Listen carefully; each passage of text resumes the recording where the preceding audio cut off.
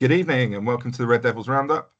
I'm here with Matt and Max, who's our first special guest on the show. Max, good to see you. Nice to see you guys. Yeah. Probably not the best day, but as we can. Not a good week for you to join, to be honest, is it? Yeah, so shall we start at the start then? Spurs. Max, what's your initial take on the game, the performance, and Ten Hag's role in all of it, I guess? I think leading on to the Spurs game, I went to see FC20 and I thought everyone's sort of view on it was terrible result. We weren't playing great. We should have killed them off. But I watched that game and I thought, okay, I get that, but it's still United. What have we gone through the last season? It wasn't the worst I've seen them. I could see what they were trying to do things. I think they went a bit too cautious, probably underestimated the other team, felt a lot of control and felt goal will come because they're creating enough. But there wasn't that intensity in the game. And then it was just a lapse of concentration against FC20. Guy picks up the ball and I don't even know. When I was watching it, I just couldn't even imagine what just happened. I just had to pinch myself. But I walked away from that thinking, okay, you've had the scare. You're going to be fine against Spurs. And then the first 2 minutes. I know that's an interesting backdrop, actually, because you're looking at what's happened in the 20 game. And Eriksen's come out after the game and said they wanted it more than us, which isn't acceptable. And he's done that. That's a call to the team saying, look, we need to be putting more effort in. We need to be trying. And they've all come out and said how shocking that goal was to concede. And then what did they do in the first 3 fucking minutes? Concede an almost identical goal and clearly not putting the effort in. Looking at Dalot there, I mean, it was just horrendous. Like, Matt, what was your your thoughts when that first goal went in? I must say that disappointingly, that was one of the bits I saw clearly on TV because I, as people will know from the last video, I was a little fired up in Bulgaria and I was still there while the game was going on. I was actually in the airport streaming it on my phone, which was a disaster because a storm came in. And I think, Max, you make a good point. I fancied us at home, Spurs. I think, what you said about, they're going to be more up for it. They're too cautious. That really is. And then the game goes in. The goal goes in. I'm like, oh no. And I was like, surely. And then it was cutting in and out a bit for me. It was a lot of suddenly Spurs breaking onto us. But I saw some like little positive bits. It's hard to comment because it was very like in and out. And it's an airport with loads of people kicking off about nothing as well, which was ridiculous. But I don't know. It's hard to find words from what I did see in the game, and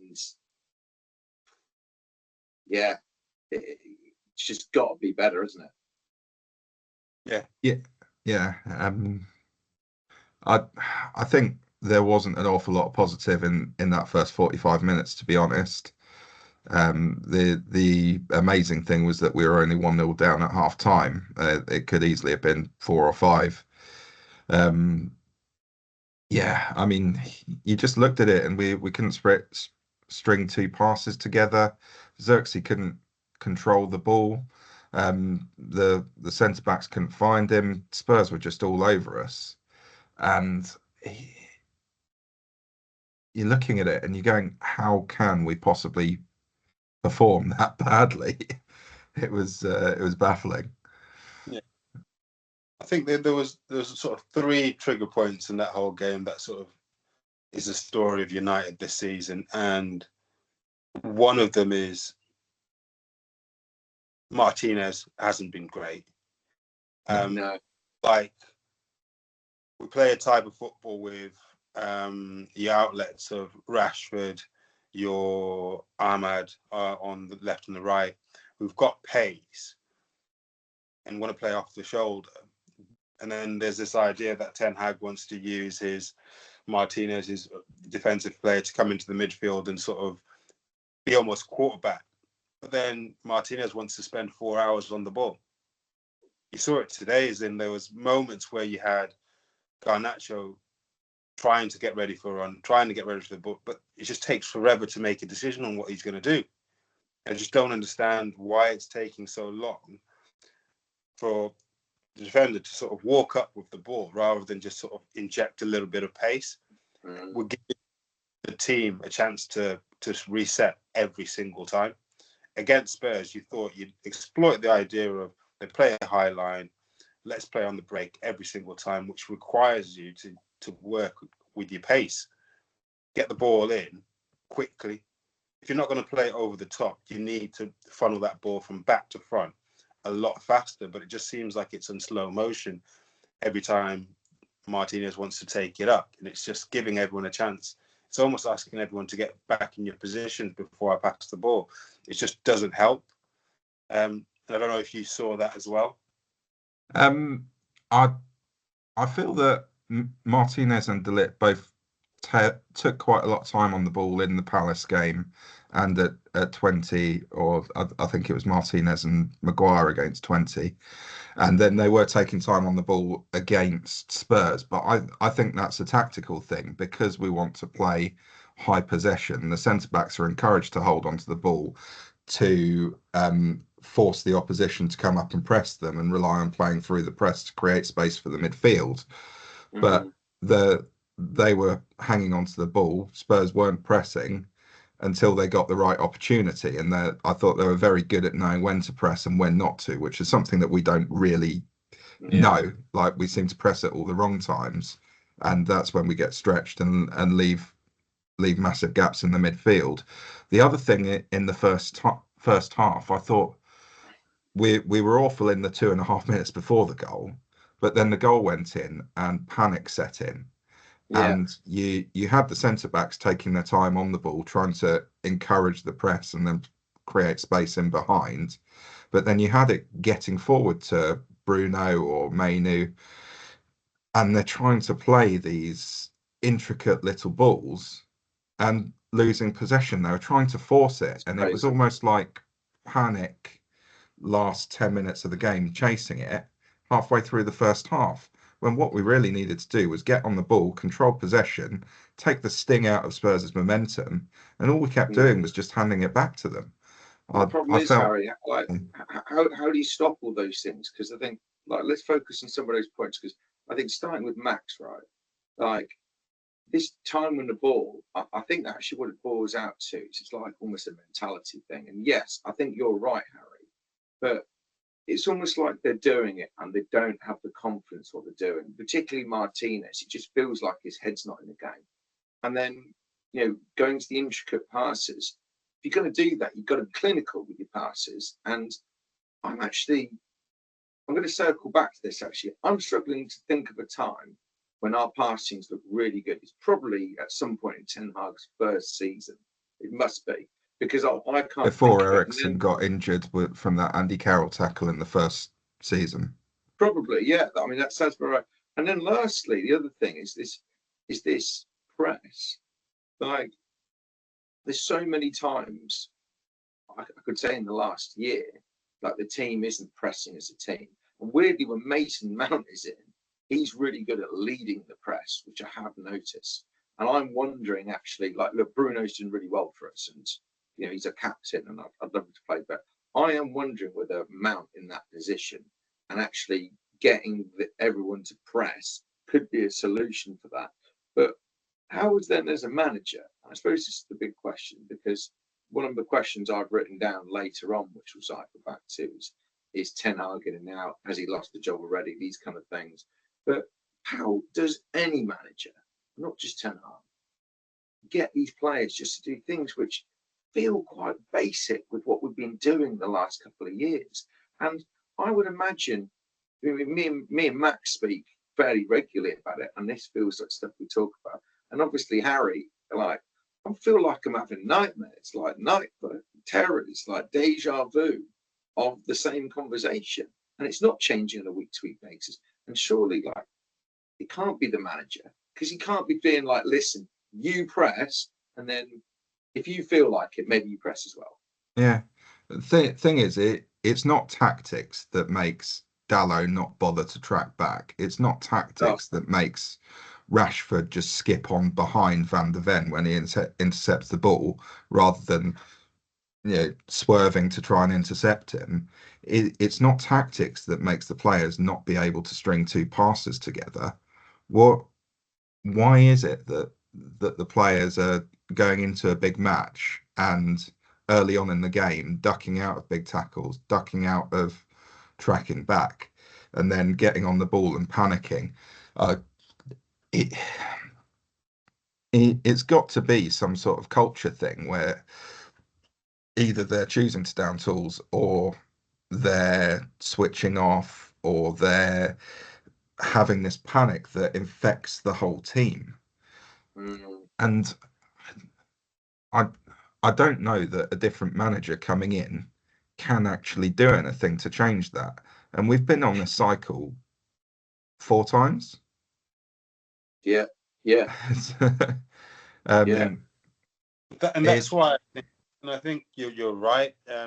It's one of the sort of things I was thinking before this call. I was thinking with the idea that everyone wants potentially that Ten Hag to go, and I think it is a culture thing. And I think sometimes we need to sort of stick with something to make it work. And I don't think, and I agree with you, I don't think it's tactics. I don't think it's they're being told to not do the simple things. There's a good enough squad in there. They just need to probably understand that this is the way it's going to be. And I think if there is a culture of, okay, well, we'll just wait out the manager, someone else will come in, that might be the issue. They've probably had how many systems to learn in the last however many years because of how many times we do this cycle. Is it maybe an understanding that, hold on, actually the manager's going to stay, and then an understanding that you have to kind of figure this out? I've worked in organizations where you have a new regime coming and people don't want to sort of change because they feel like the other way was right. But after a while, when you realize that you have to do this thing, you end up just getting, maybe that's one of the things. I don't know. The other thing is, I'm sure we've all known people that we've worked with who know how to handle their manager and they just coast along, not really working. Then a new manager comes in, they try really hard for the first couple of months to make a good impression, work out how to handle them, and then they go back to coasting and not really putting the effort in. I'm sure there's some characters like that in the dressing room. And when the other players see, when you're seeing your co-workers do that, does that motivate you to try hard? Does that motivate you to put your all in? I think there's some players in that dressing room, and I don't know who are infecting all the other players with that. And the argument that half these players are Ten Hag players now, or more than half, it doesn't really wash because they're not Ten Hag's friends. Yeah. They're not in the dressing room hanging out with Ten Hag. They're not having lunch with Ten Hag. They're having lunch with the other players, and they're seeing these guys. Oh, he's been here a long time. He's earning a lot of money. He must be doing things right. Or he's really cool. You got the young players coming into the dressing room. You got players like Mainu and Garnacho in, and when you got characters like Sancho in there earning a fortune, and he's the cool hip guy, and they're seeing how he behaves, and they emulate that. So I think there's something culture wise, and I'm not changing managers will get us a bounce back for 3 months, maybe. But what happens after that? Yeah. I think just 2 things I really want to pick up on there. And I think there are 2 little things I want you two to think about. You talk about this lot. Let's start with the bounce back, because you think Chelsea, over some of their greatest successful years, basically every manager was like a big bounce, wasn't it? And then it just bounced forward and went on, and it worked for them really well. I mean, I couldn't think of anything worse. It's not working for us. But then secondly, you talk about this culture. I don't want to skip straight to the Porto game now because I do want to finish up the Spurs one, but I suppose food for thought. His Garnacho wasn't good today. Like, he was trying, But there was like something missing, and to be honest, now you've said that, I can't stop thinking that in my head. Because are we now? I mean, Rashford was actually better today, which was mind blowing. He was probably the best player on the pitch. No idea what. I mean, why he came off is beyond. I mean, that's got to be some sort of knock or injury for him coming off at half time there. Yeah, I mean that's a good point. The thing is, sometimes you can never know. You'd never know. I'd like to think it. But we can hope. Yeah, I think the other thing is just like timings of things, not necessarily this game, but it's like he's stuck with Rashford week in, week out when he was playing shit. And then you finally get 2 games in a row where he's scored goals and you rest him. That just struck me as an utterly bizarre decision. And then obviously you bring Garnacho in, and he's been making a massive impact off the bench. And we've been calling for him to start. And then he just doesn't look very good from the start. So it's the other cultural thing. I mean, conceding 2 goals in quick succession, and also conceding goals at the starts of halves. I mean, we did it twice against Spurs. Yeah. We did it again at the start of the second half today. It's like I don't know whether maybe they're coming out of the dressing room and their heads are too full of information that they're trying to process or something, and their focus isn't entirely on just getting on the game. I don't know what that is. This is where I think it just comes down to there's something not quite right about a desire in the United players in playing for Man United. That's where it comes out to be, because if we boil it down to what are Man United's issues are not anything fundamental. It seems like things that you should just do as a professional. Does that make any sense? If we get rid of all of those things, we don't concede as many goals. We finish. We take chances, because it's all about that little bit of desire. So let's look at it this way. So this tracking back or wanting the ball, that hunger, if we get that back, we don't have the mistakes. You don't have the second goal today because Martinez is already thinking that the ball's going to bounce back, let me get back, rather than just ball watching. The millions of chances that we've had so far, someone else taps them in because there's another player who's rushing into the box because they want to get on the end of the scraps, not necessarily the shot, but the little scraps. So it's almost like United are, and this might sound delusional, I think it just needs a moment. Arsenal did it. They went off to Dubai during one of the, international breaks, and then they came back with like a different beast altogether. Trying to compare us to Arsenal in any stretch of the imagination, but it seems like United just needs some sort of, I don't know, do they need a team? They just need to get away and just actually go back to basics, because when we're good, we're very good. Yeah. We're very pedestrian 80% of the time, making mistakes that most players wouldn't make. Yeah, I think you're right, and I don't think we're as far off as the results indicate. I think that's one thing. I think we've got 5 new players have come into the squad in the summer. 2 of them didn't have any pre-season with us. One of them didn't even sign until the final day of the season, and another one didn't have got injured in the early stages of pre-season. You then look at the players we brought in last season. Our squad was so decimated with injuries last season. No one really got to take anything tactically from that. We weren't able to bed in any tactical systems or anything like that. It was literally just firefighting game after game after game. Even looking at this season, we still don't have a left back. It's absolutely crazy. So, I mean, it's still very early days with a lot of these players, and they just need to play together and build those partnerships. whether On the they'll. subject of partnerships, Harry, do you remember what that stat was from last season? You're good at this. With how many different centre back partnerships we had throughout the season, it was mental. 17. I mean, it's different variations. I think it was something ridiculous like that. It was different variations. Obviously, we didn't have that many personnel, but it was a lot of variations. Well, you think of who played centre back for us last season. You had Varane, you had Martinez, you had Maguire, you had Lindelof, you had Evans. So that's 5. You then had Casemiro, Camboala.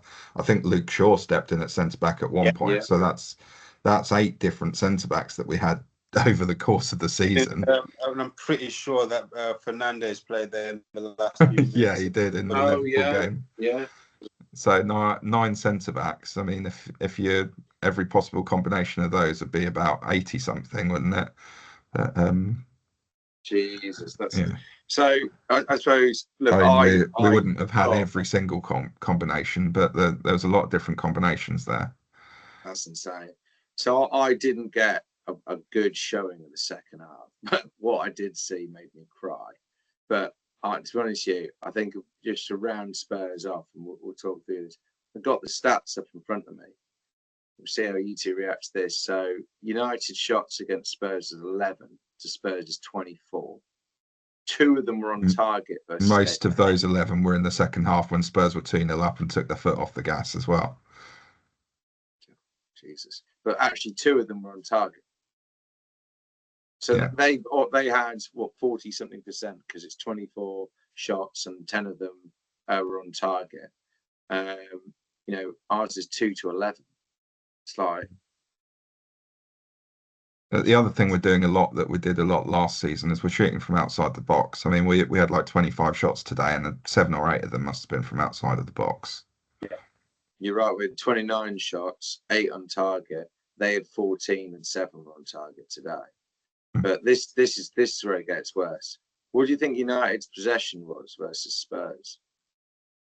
Less than 40. Yeah, it was like 38, 37. 39 versus their 61. They did 636 passes to our 394. I mean, those 2 stats alone just show that at no point do we ever have any control of the game. Oh, next one hurts. We had 78% possession. Passing accuracy to their 88. I mean, that's a huge. Yeah, and that's one in 4 passes going astray, which is crazy at that level. I mean, just the final point on the Spurs game. What did you guys make of the Bruno Fernandes sending off in that game? Wasn't a red. I don't think it's a red. I don't think it's a sending off. He slips ultimately. Yeah, I mean, Matt, your thoughts? Did you see it at all? No.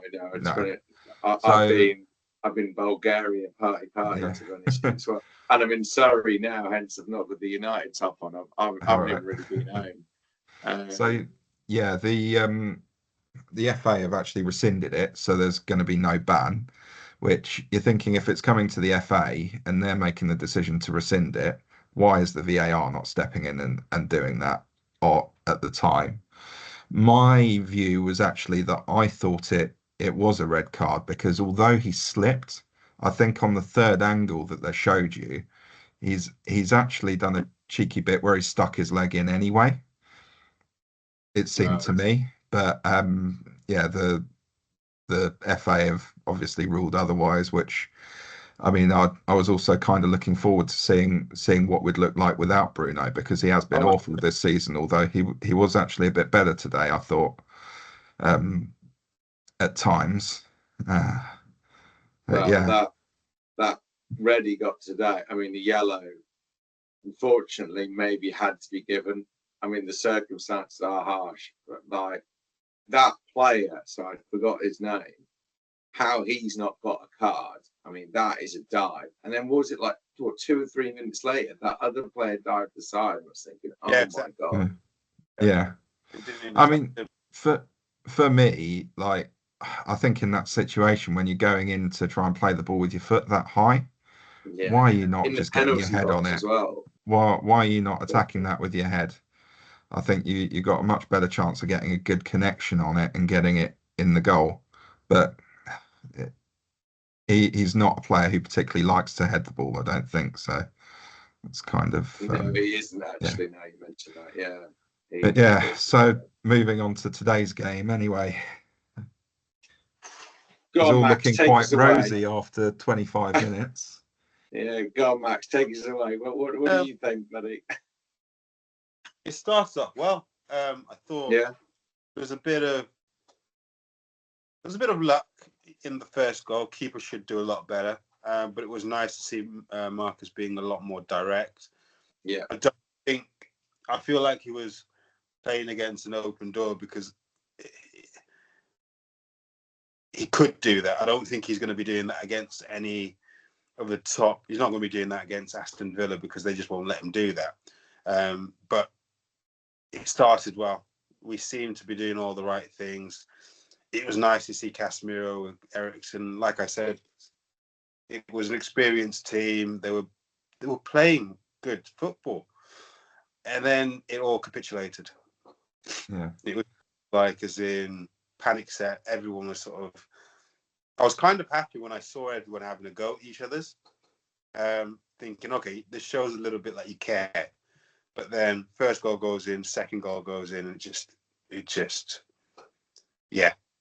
I mean, I was having a text conversation with my father-in-law, and after 25 minutes, I said, "Okay, let's finish this off, get a third goal, and put the game to bed." And literally, we did the exact opposite. 2 minutes later, it was, yeah, just that's what you call a classic Burlow, isn't it? the thing that always gets me as well is that we are so poor at reacting to ricochets and second balls. Like number of second balls that the opposition beat us to is insane. It seems. I don't know the stats, but on the eye test, you just see it over and over again. There's a ball for it to fall to someone, and it falls to the opposition player again and again and again. And the ball rebounds off a player and falls to the opposition, and we don't seem to react to it, and we don't seem to get that tackle in straight away and clear it. It was yeah, I think we just need to be clearing the danger in those situations, and I think probably for both the first, well, in fact the second and third goals, I think it was. I think De Ligt got caught a bit out of position on the second goal. Was underneath the ball and that got headed towards goal. And then the third goal, he Omidor Samu, he looked very very good, pacey, powerful, but he completely sold De Ligt one way, then nipped inside him and got to the ball first, didn't he? But yeah, it was. You don't stop that. To be honest with you, that goal, I was like, look, they deserve to win with that. They deserve to win. But what was it? The second goal, Martinez should have got to and blocked or cleared as well. And that's what I was saying earlier about the fact that if you think about, okay, let's say two of those three goals are just concentration. That's all. They're not that we've been played through, and then it's just one goal. But the problem is when you see it again and again and again and again and again happening, it becomes, like you were saying, is it a cultural thing? Because a couple of times it's just lapse of judgment, but if it keeps on happening, it's just trying to figure out where that's coming from. Yeah, I think. Yeah, I think. Yeah, the only way I can blame Ten Hag for that is if he is literally overloading them with instructions. And I think one of the things Benny McCarthy said in midweek as well was he had such detailed tactical plans. Whether that's literally just too much for the players to process. I think he said Casemiro came in and was blown away by the detail of these tactical plans. And yeah, maybe they're quite simple animals, these footballers, and just need to be told to kick the ball towards the goal or something. The top level sports athletes. I mean, I'm very unsympathetic for stuff like this, and I do sympathise in some way. But as you know, you both know, and I'm a huge Formula One fan, as I know you guys are Formula One fans as well. The level of detail they go into, not just for the race, but on a daily basis, you know, at all hours outside of the race, the commitment levels you have to do to perform at the highest level in that sport. And that isn't like kicking a football on a football pitch. You know, that is, you know, the cars, the engines, the suspension, the tires, the tracks, you know, how the other teams are performing against you in different areas. Like, you know, you're looking at industry, but not just how you're going through what is it? It's like 20 on average 20 something corners in each one, but every corner you take differently, and they look at the entry point, the midpoint, the exit point, and there's so much detail there. You're telling me that a footballer can't stand in the right position and I would just say honestly pass the ball to another fucking player, which I'd say it's apple and oranges a little bit. I think there's a very different average level of intellect between a professional footballer and an F1 racing driver. And the other thing I'd say is that, like, the communication for the racing drivers is a lot better because they all speak English, they all communicate in English together. Whereas, you know, you got the footballers, you've got a dressing room of 16 to 25 people from 10 to 15 different nationalities speaking half a dozen different languages. Like, how do you get that message across to all of them without keeping it very simple? My point still stands though. Like, you know, like this is top level sport, but it's top level elite sport. You're right. And I suppose also, I very much doubt that Pep's less detailed, or Arteta's less detailed, or Unai Emery's less detailed. So I get what you mean. Maybe they're being overloaded with information. However, I'm just kind of searching for any reason where, I mean, where there's an argument that Ten Hag isn't the right guy, where these performances can be laid on his door, and that's the only argument I can really think of. I was just going to say is the only thing that I could think that if it potentially could be on Ten Hag's door is if he's making it very, very clear that you have to follow my instructions on the pitch or you do not play. So let's say, for example, you know, when we're saying little things like they're trying to do the press and they're doing it at the wrong time, maybe he's stripped away the idea of using initiative. He's stripped away the idea of, if you see the ball and you, instead of taking 20 minutes with the ball, let's just go for a long ball. Let's just try something different. Making those executive decisions on the pitch. Maybe he's taken that away from players. I don't know. I'm just sort of I mean, for me, it's clear that he wants to play a pressing style of football when out of possession, and a possession dominating style of football when he's in possession, with a slow build up if necessary, trying to bring the opposition out towards you. I mean, given those factors, and you've got Rashford not tracking back, not pressing, like some of the videos of him last season just trotting around doing a half-assed press were embarrassing. And if Ten Hag's going to drop players for not listening to his instructions, then how has Rashford stayed in the team? Similarly, if you're playing a possession-based style of football and Bruno's giving the ball away as much as he's doing, trying to create stuff, again, like it doesn't fit in with the tactics and the instructions they must be getting. So how is Bruno playing every game as well? It's got to be something in their contract, surely, that they've got to play or something. I mean, I mean, it would just be moronic to have that sort of clause in the contract. I'm not saying it's not in there, but if it is in there, it's moronic because, as I've said before, someone like Bruno, yes, he can play every game, but if you want him playing at his absolute best, you don't want him to be playing 65 games for United and 15 for Portugal, 80 games a season. He's not going to be performing at his best.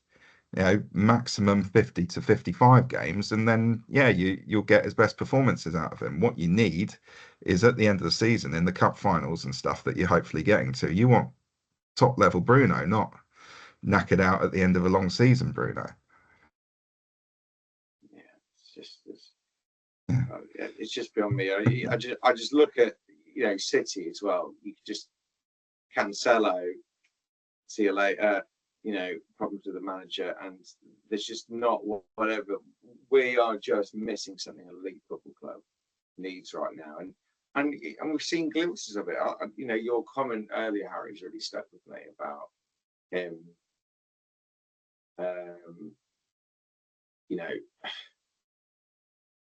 How that kind of team is being run, and the mentality and what they're doing, and what they're being told to do, because I can't believe it.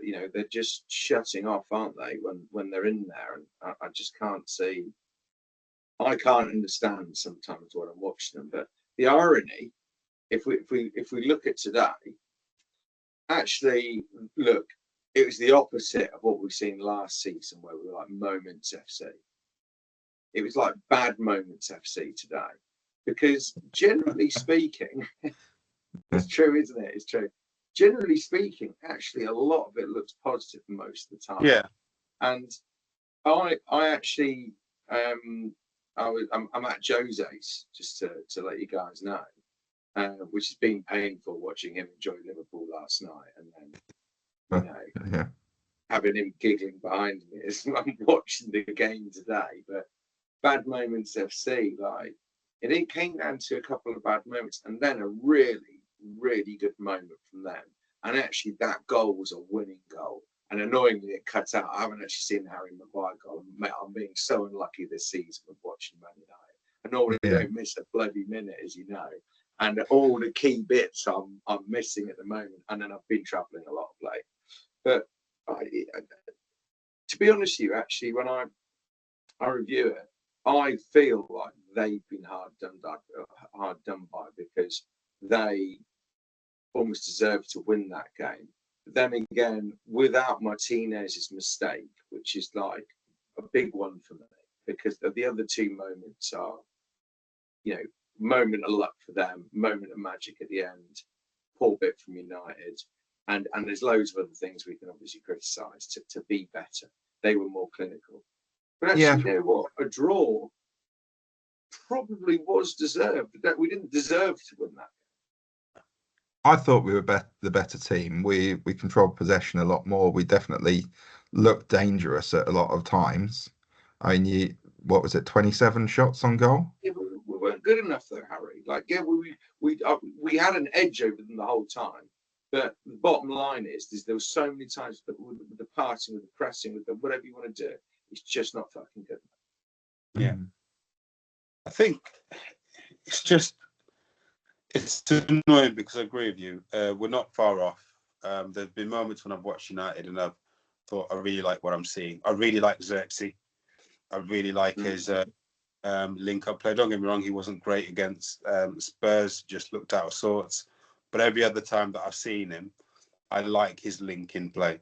I like the variation you have by having Ahmad on one side and Rashford on the other side, because I used to always, it's good having Garnacho and Rashford, but they're pretty much the same kind of thing on either side. It's nice to have sort of something a bit different. I feel like with Ahmad or a Xerxes, the ball will get to Højlund's feet, as opposed to, you've got Rashford and Garnacho, whose only thought is to shoot. He's never going to get the ball. So there's a lot of positive things I've been looking at and watching and seeing. But the problem is we just need a run of games where it works out.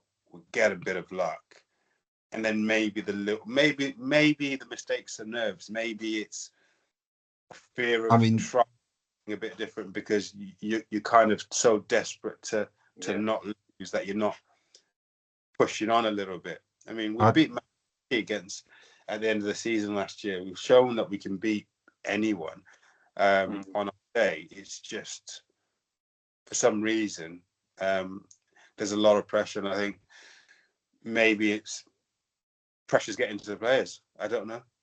Consistency, I think mentality, sort it out, lads. There's a lot of a lack of confidence as well, especially in the new players.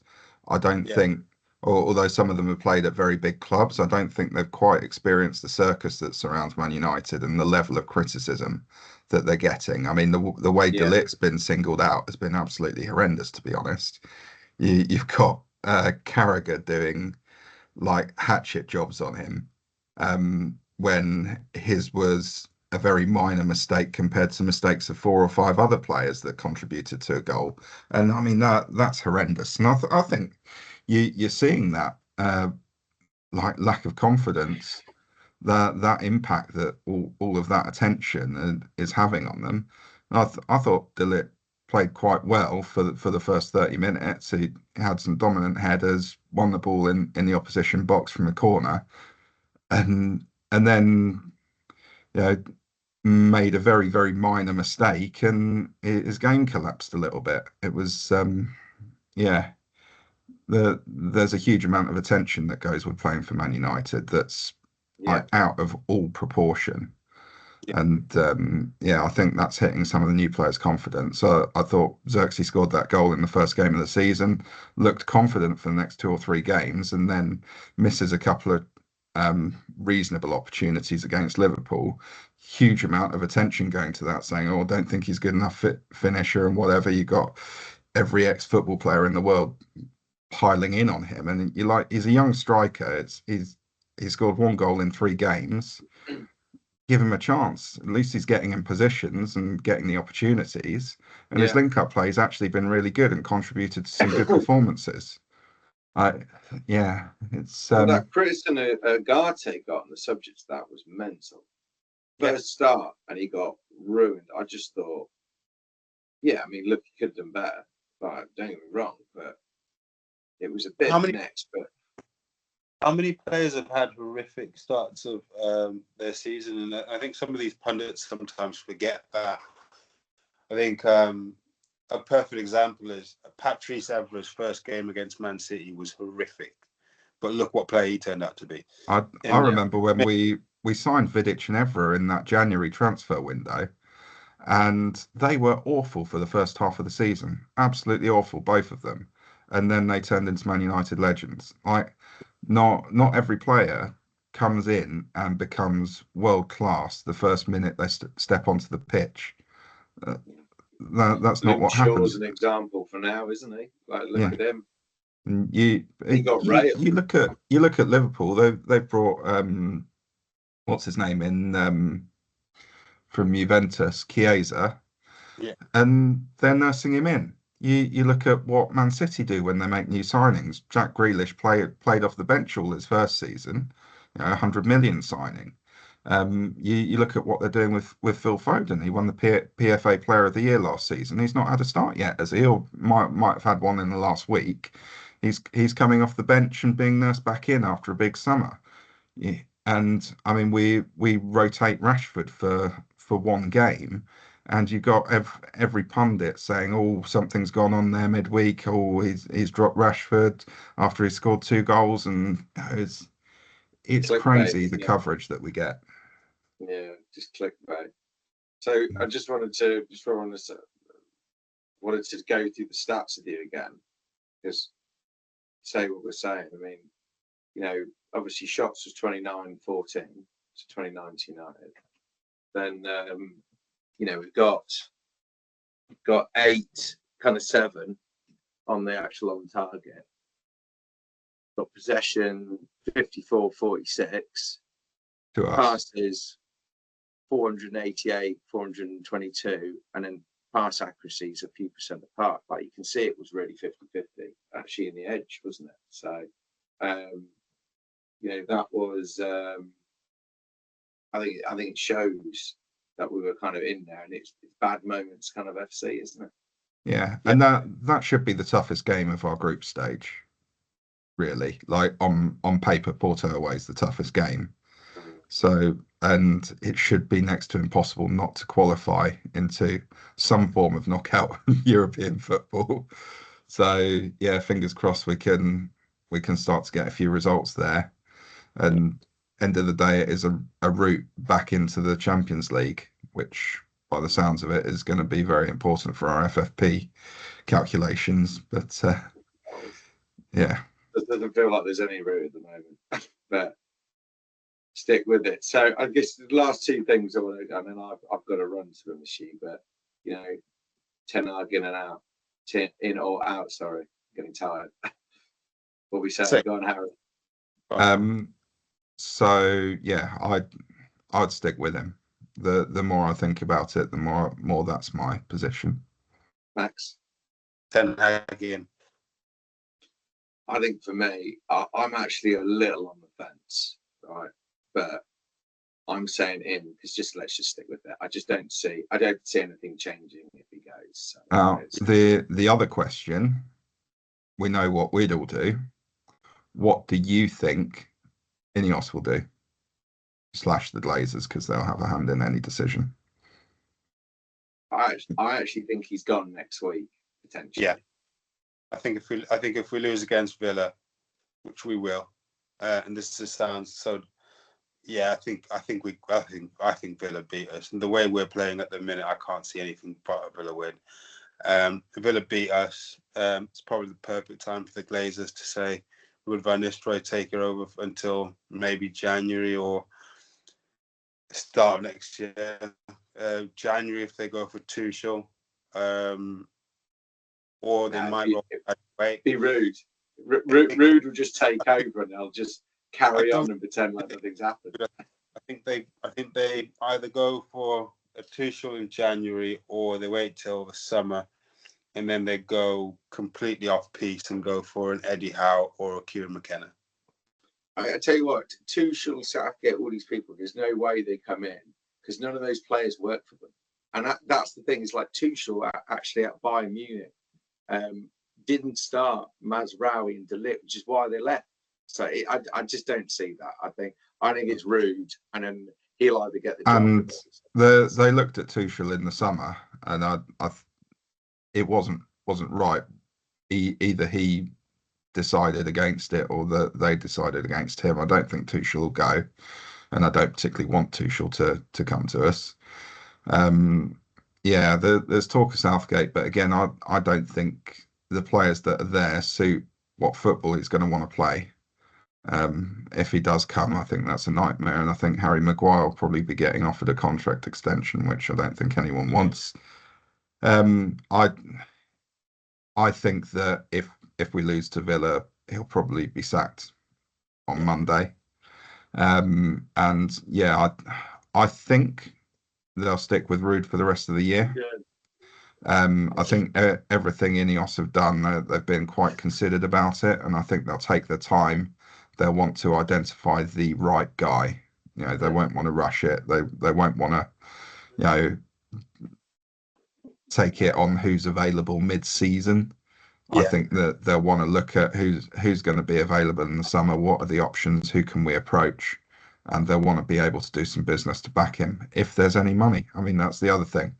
And sacking Ten Hag's going to cost them about 17 million, I think, according to reports. So I mean that's a big factor. Yeah. So we've all said Ten Hag in now. Does that change for either of you if we do lose to Villa? I'd say it doesn't change for me. I just don't think he'll survive it. No, it doesn't change for me. He's gone regardless. It's gone. I think they've already decided. So anyway. All right. Well, yeah. Thanks, Max, for being our first guest. Good to speak to you and hear your views. Thank you as always, MTB. And thank you, the maybe one or two people who might be watching. Please hit like and subscribe. if you haven't done already. And yeah, we'll catch you again after the Aston Villa game.